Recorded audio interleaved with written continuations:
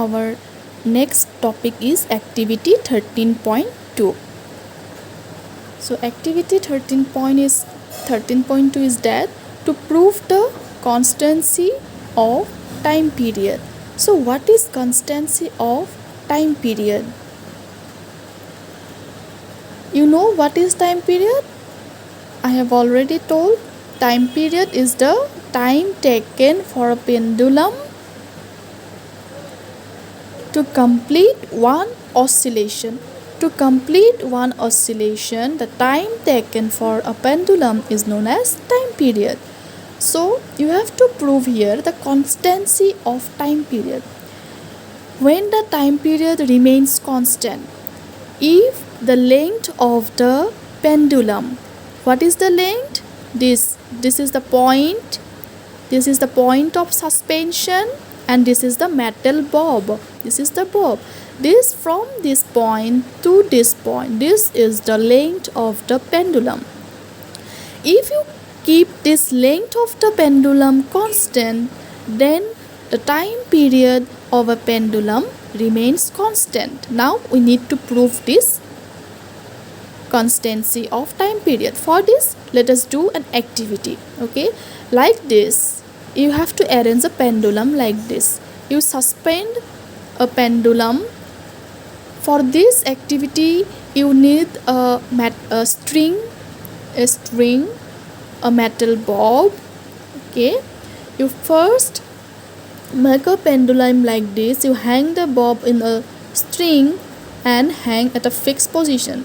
Okay, if you keep this pendulum near the wall, then you might note the equilibrium or mean position of this bob.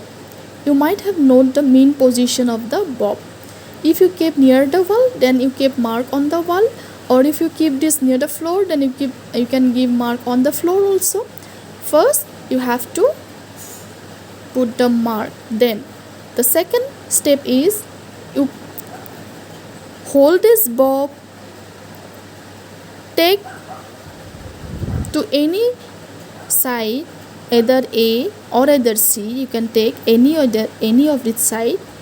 So if you take, suppose you take to side A, hold this bob at equilibrium position, and after you take this bob to point A, and you release the bob very slowly. You have to release the bob very slowly, otherwise if you do fast, then the motion will not be oscillating. If you release this bob very fast, then the motion will be circular motion. So you should be careful while take this bob to this position and while releasing.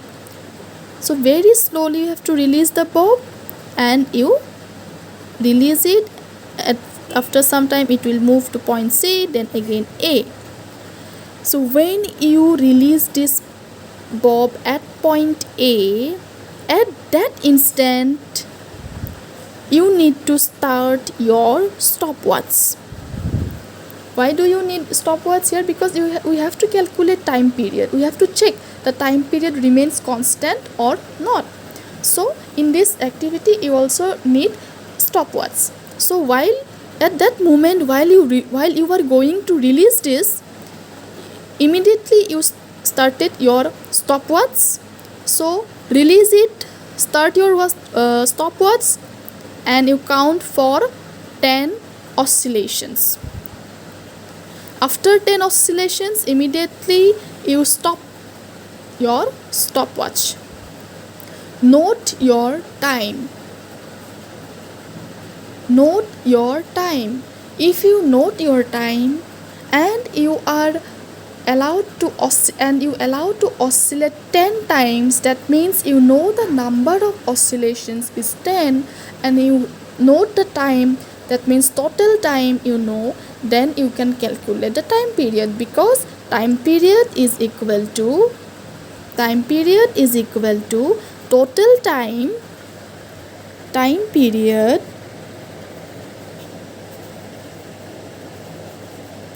is equal to total time divided by number of oscillation. Total time you will know from your stopwatch. Number of oscillations you allow to oscillate for 10 times. That means you can calculate this time period. If you do this for 5 times, or you may do for 10 times also, and in every case, in each case you note down your time period, you will find same time period for each of the case, and hence we can prove the constancy of time period. But you have to do this activity for the same pendulum, not the other pendulum. You have to do this activity for this pendulum only, because time period will remain constant only when this length is constant. If you change its length, suppose you increase its length, then time period will also increases. Okay, this is the constancy of time period. Again, nowadays the clock or watches are mostly made of electronic oscillators using quartz crystals. Okay, so quartz clock nowadays, these clocks are more accurate than the mechanical clocks earlier.